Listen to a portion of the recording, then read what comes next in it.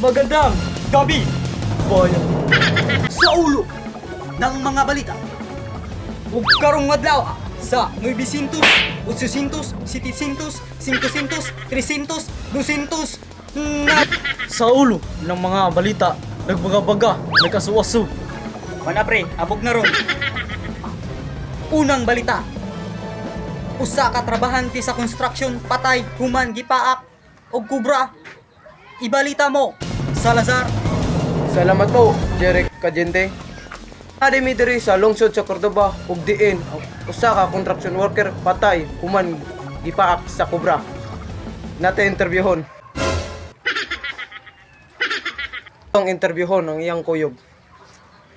Sir, ito ba nganong namong gini kubra dring balaya?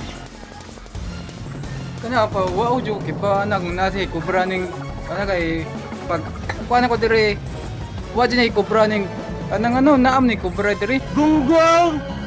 Barinig kita sa mukha! nan akong kauban nang namatay tungos kuan kubra. Igan, kamo na sabot ane kay murag ang nadiri padong ang lason sa kubra. Back to you, Jeric Cajente. Salamat, Nilo Salazar. Focus.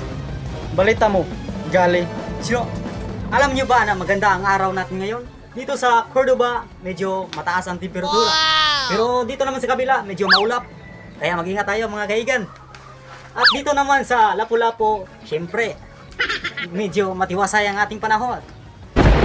Brad, nagsugo din yan, Brad. Mao na din yung bagyo. Eh, bao ba mo, bes na taning bagyo ka? Nakakainig. Padong ni sa Tua Karon sa lungsod sa Cordoba, pero di siya kalahos kay nag-lockdown ng Lapu-Lapu. Ang usa sa nagali sa boundary sa Lapu-Lapu. Maran di ka lahos. Back to you. Brad, kusog na kayo nakakita ni.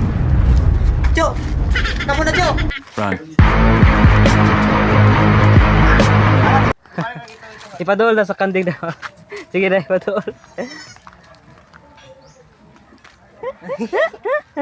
Sige, palako na. Nakalabang na ka. Tagkag. Bako kayo, di makaligon si mga amoy.